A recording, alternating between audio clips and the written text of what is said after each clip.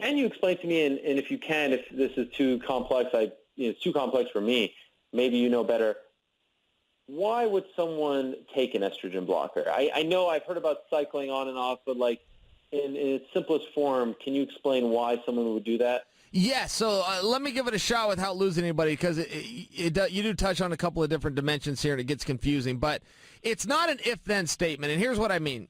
If you come off a cycle of steroids, you have to take an estrogen blocker. So if you did steroids, then you need an estrogen blocker. However, if you're doing an estrogen blocker, it does not mean that then you had done steroids. Here's what USADA said. USADA said, look, if you come off a cycle, you got to go on these estrogen blockers. That's why we're going to ban them. It's a blocker. You're blocking something. You're not adding something. However, it's our way to catch you after the fact. That is their theory, and they're right on that, except for the caveat that it's not necessarily because you missed something the first time and so they took it a second time. Now, this particular estrogen blocker, the same as John Jones, it's called Clomid.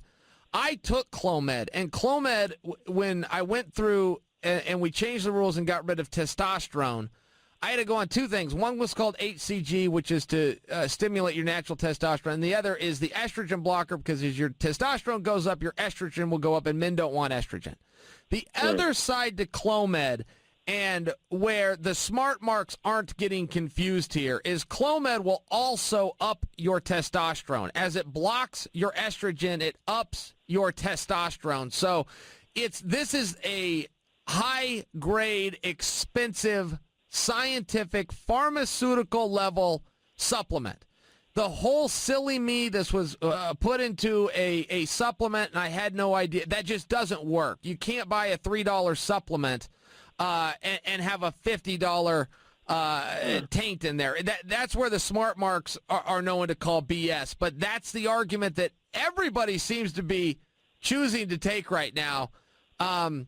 Sometimes that does happen with that whole banned substance, and boy, I had no idea that was it. I mean, that just happened to Chad Mendez. He took something for psoriasis, a cream, and it turned out to have a banned substance, but he manned up. He said, yeah, you got me. And USADA goes, well, here, we want to hear your side of it. And Chad's like, no, I don't really want to offer one. I mean, the rules are the rules. I respect them. I took it fair and square. And that one I thought, well, Chad, you really do have a side, but he chose to sit it out. So, I mean, there is something there. It's just, I think we all get a little annoyed when everybody hangs their hat on the same argument. Yeah, well, in the history of sports, especially in the last 2 decades, we've been programmed to assume guilty right off the bat, and that's not fair to a few of the innocent ones out there. I have not been able to speak to Chad Mendez. I've reached out to him and his manager a few times, and they said he's just not ready right now. So I don't know that story. I hope that he does share his side of the story, because we were talking about this last week. Chad Mendez gets a 2-year suspension. Does he deserve the same suspension as someone? Let's say John Jones gets a 2-year suspension because they find out that he's guilty, etc. He was about to fight in 3 days. Let's say Brock Lesnar gets a 2-year suspension. He fought.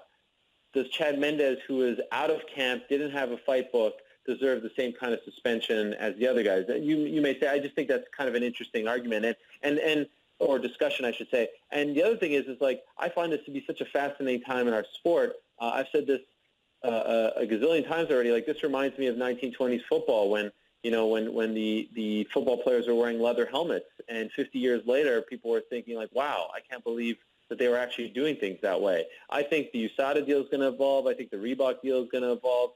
I think the TV deal is going to evolve. I think everything is evolving in front of our eyes, and that makes it such an interesting time to be a part of MMA.